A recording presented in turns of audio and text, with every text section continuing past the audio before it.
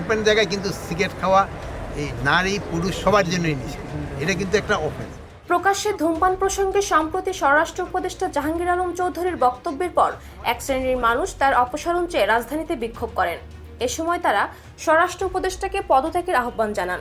বিষয়টি নিয়ে সামাজিক মাধ্যমেও কেউ কেউ স্বরাষ্ট্র উপদেষ্টার বক্তব্যের সমর্থন করেছেন, আবার কেউ কেউ সমালোচনাও করেছেন।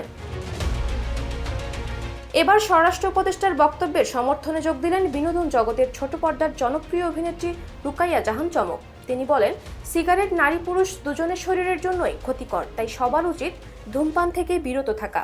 মানে ক্যান্সার তো আর আমাদের মতো জেন্ডার বায়াস না, ও তো জানে না যে ছেলে খাচ্ছে না মেয়ে খাচ্ছে, দুজনেরই ক্যান্সার হইতে পারে, তাই না? গতকাল 4 মার্চ বিকেলে সামাজিক মাধ্যম ফেসবুকে একটি পোস্ট দিয়ে রুকাইয়া জাহান চমক লিখেছেন, সিগারেট একটি নারীর শরীরের জন্য যতটুকু ক্ষতিকর, পুরুষের শরীরের জন্য ঠিক ততটুকুই ক্ষতিকর। নারী পুরুষ সবাই ধূমপান করা থেকে বিরত থাকুন। চমকের এই পোস্টের সঙ্গে অনেকেই একমত পোষণ করেছেন, আবার কেউ কেউ কটাক্ষও করেছেন। তবে অভিনেত্রীকে নেটিজেনদের মন্তব্যের কোনো প্রতিক্রিয়া দিতে দেখা যায়নি। দেশ জুড়ে তোলপাড় ওয়ালটন ফ্রিজ কিনে আপনিও হয়ে যেতে পারেন মিলেনিয়ার। বিশ্ব স্বাস্থ্য সংস্থার তথ্যানুযায়ী যে কোনো প্রকার তামাকই প্রাণঘাতী।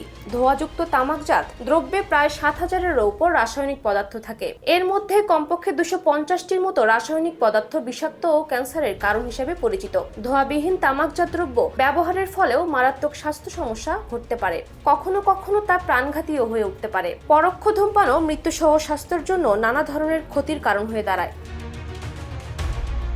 WHO আরও জানায়, যারা জীবনভর ধূমপান করেন তারা গড়ে কমপক্ষে 10 বছর কম বাঁচেন। বিশ্বব্যাপী প্রত্যক্ষ বা পরোক্ষভাবে তামাক সেবনের ফলে প্রতি 4 সেকেন্ডে একজন এবং প্রতিদিন 22,000 জনের অধিক মানুষ মারা যায়। তামাক ব্যবহারের ফলে মানুষের শরীরের প্রায় সব অঙ্গই ক্ষতিগ্রস্ত হয়।